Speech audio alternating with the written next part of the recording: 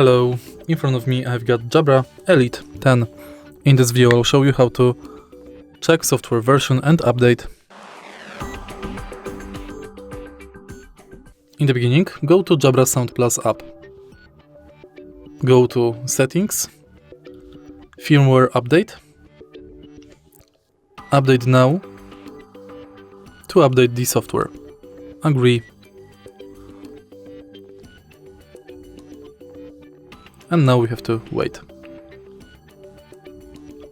This procedure may take up to 20 minutes to download the firmware.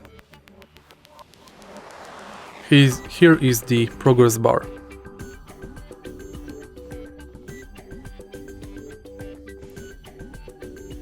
And that's basically it.